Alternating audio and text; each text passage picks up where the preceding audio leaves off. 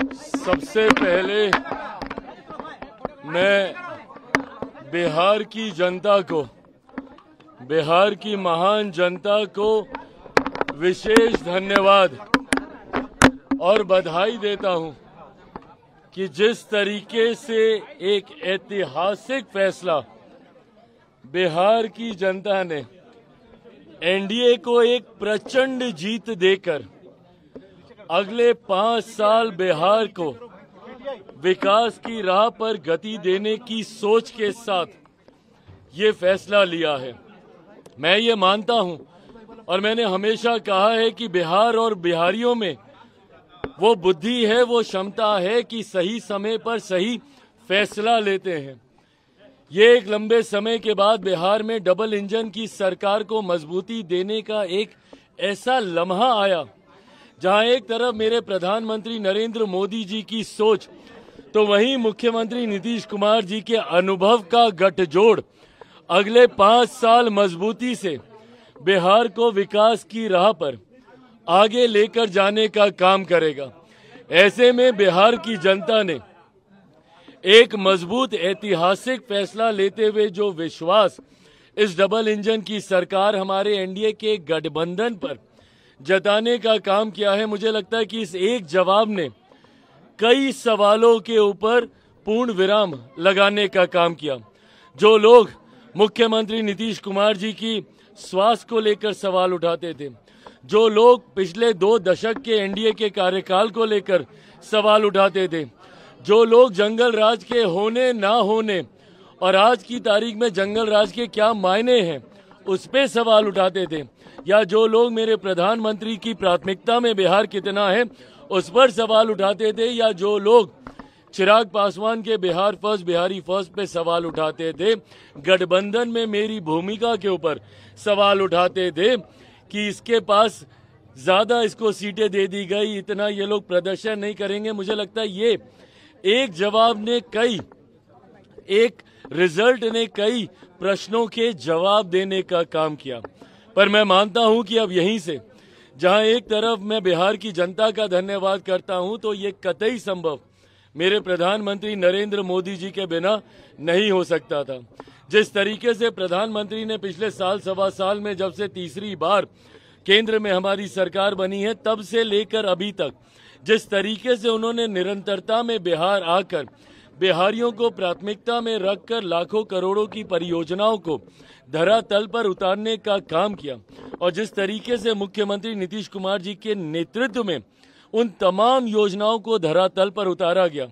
अगर मैं मेरे प्रधानमंत्री के शब्दों में कहूं तो नरेंद्र और नीतीश इस जोड़ी ने एक अपना कमाल करके दिखाया है, और मैं ये मानता हूं कि ये हमारे गठबंधन की ताकत है।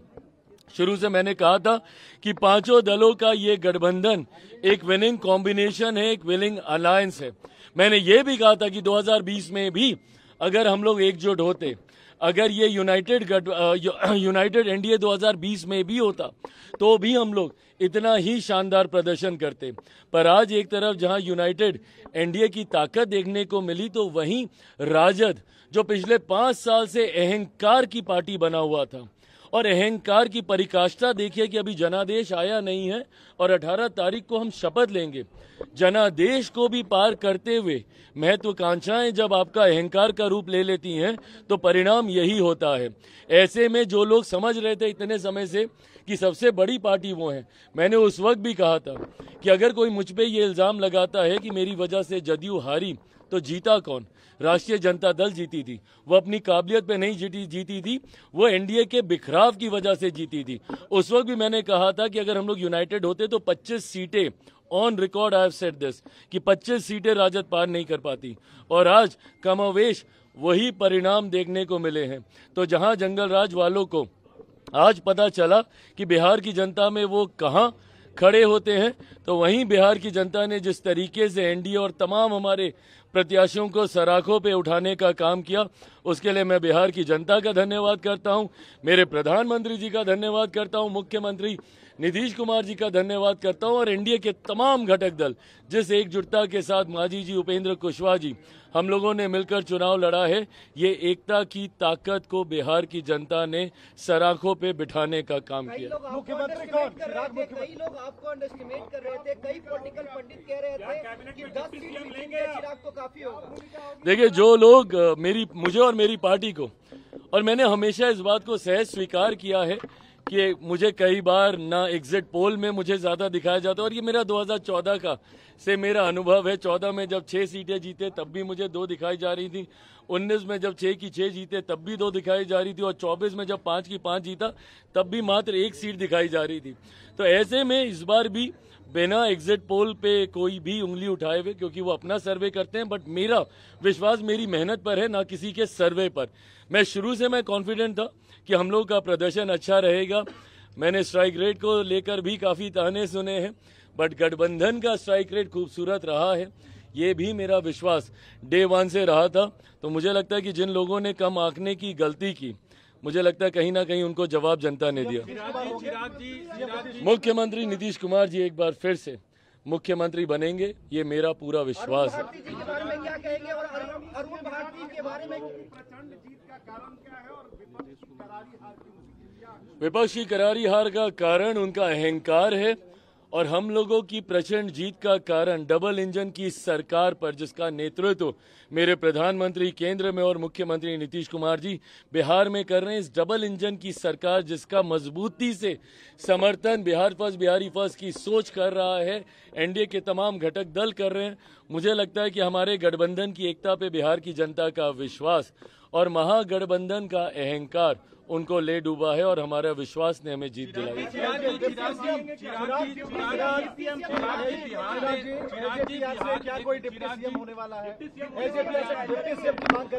ये सारी बातें मैं पुनः कहूंगा। मैंने हमेशा गठबंधन की मर्यादाओं का पालन किया है, और मैंने हमेशा कहा था कि जब सही समय आएगा ये बातें हम लोग गठबंधन के मंच पर रखेंगे।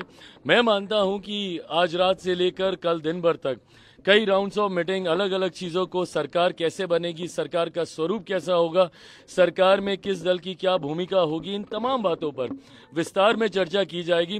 फिलहाल समय सारे सर्टिफिकेट्स इकट्ठे करने का है, अपने प्रत्याशियों का जो विधायक बन गए हैं उनका मुंह मीठा कराने का।